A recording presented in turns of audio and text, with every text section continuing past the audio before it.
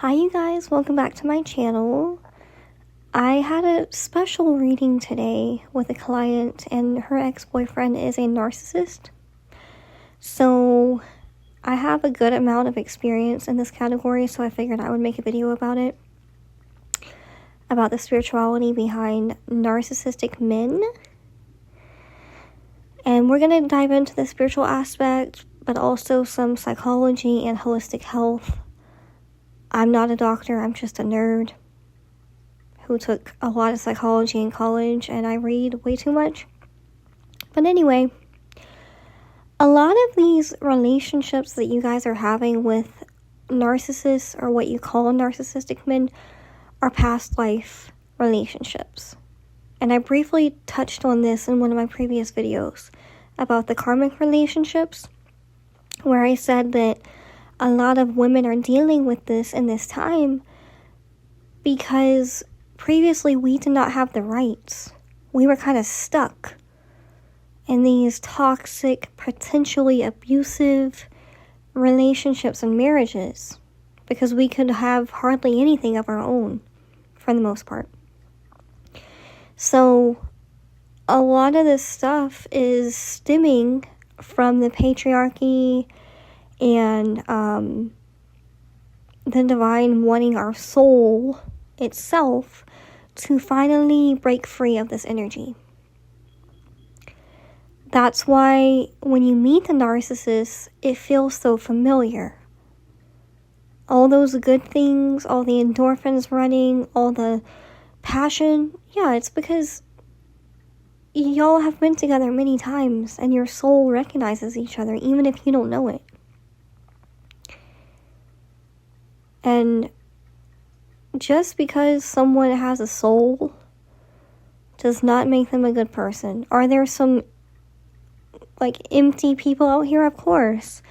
But some people are just corrupt down to their spirit. And that's what these men are. They are leeches. They feed off of women. Why do y'all think that most men, a lot of men, have abused women for so long? Because they feed off of that feminine pain. That's how the narcissist gets off. That's how they get their fix, by causing you pain. It's like, it is dopamine to them. Okay? And usually they are possessed, and if they're not possessed, they have a lot of spiritual attachments. Meaning they have a lot of dark, low-level, low-vibrational spirits kind of hooked onto their aura. A lot of these people, because we're all born with a spiritual cord, their spiritual cord is not very elevated whatsoever. At all. So those spirits within their quadrant spiritual can be very problematic as well, along with their ancestors. And when my client comes to me and she's been with this type of man, I'm upfront with y'all. I say, look, I'm going to do this cord cutting that you need, but I'm just warning you, this is not the end. You might have to get 2, 3, 4, 5, not 5, but at least 2 cord cuttings on this person. Because this is not an average human that we're dealing with. They're not an average human. They are very insidious. And they know, if they're spiritual, they know how to wrap their webs and nasty ass energetic tentacles around you. And if you're going through the emotions of a breakup, it makes it even worse. And that's why I think when you're in these type of situations and you want to handle it in a spiritual sense as well, it's really good to look for outside help if you are that distraught.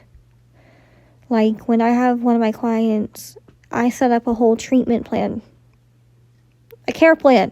Yep, that's what we used to call it in nursing school, and I loved them. I got straight A's on all of them. Chef's kiss. I come up with a care plan. Cord cutting, cleansing, some soap, some jewelry, some stuff to put at her house so that this asshole does not show up and pull up there. I get deep, y'all, because I know this energy like the back of my fucking hand. Okay? It's not an easy energy to deal with unless you know what you're doing. And they are energy vampires in the absolute worst way.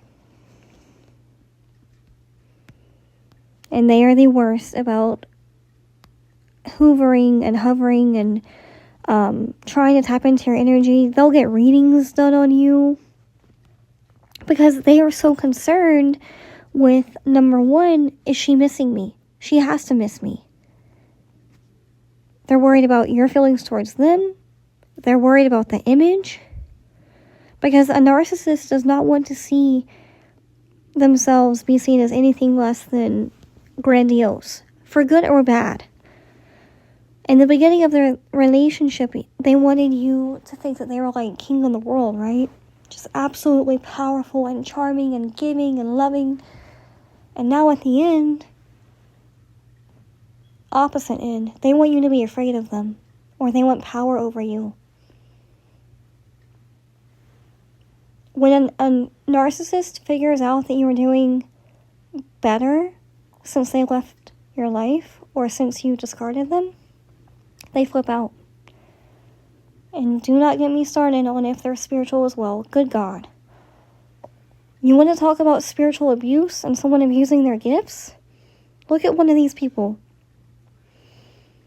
And there's plenty of them in the spiritual community.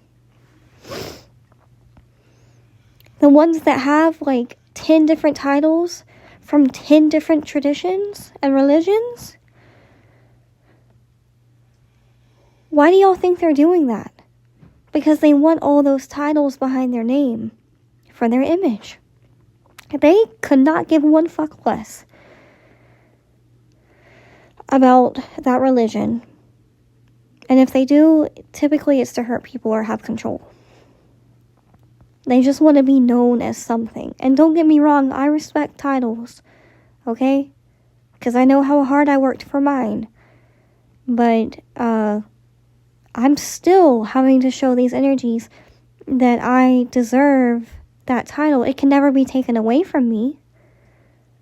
But I still have to show, Impalo the Impungos that, yes, I am worthy of being a priestess. I carry myself like a priestess the best that I can. Because I know I'm held to a different standard. Narcissists have no understanding of that. They have no morals whatsoever. Which, at that point, if we're talking from a spiritual sense, trust me, there's plenty of energies that will take them down eventually. Because, especially the Divine Feminine is so tired of this crap that narcissists are being taken down, one by one. Look at P. Diddy. Epstein.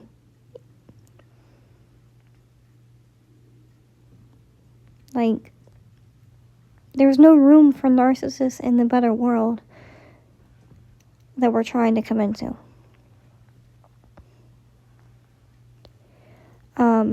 Another thing I want to say is these people, if they are spiritual, you're going to have to constantly protect yourself. Or I'm not going to say constantly, but you're going to have a very good foundation if you stick to your cleansing and your protection on a regular basis. Stay on top of your prayers. Pray against anything that these people might be trying to send or tap into. Shield your aura. You can do that a bunch of different ways. You can get a consultation with me and we can go over some things that you can do. But you're going to have to really step up your game spiritually. Even if this person is not actively spiritual, they'll still try to tap into your energy. People trying to figure out where you live or where you are, that's trying to tap into your energy. And you'll feel it, girl. He'll be like, I feel uncomfortable. I feel like he's onto something right now. He is. He's asking somebody about you. He's Googling you. He's going by your job when you're not there. The possibilities are endless. But this is the type of case that I like to do because it gives me a lot to do. It's a very full case. It's not just one candle, baby, with this. It's a lot. So if you are in this type of situation, you can get a reading with me and I will help you. For that, you can click the link in my description and I will connect with you one-on-one, okay? I love you guys. Thank you.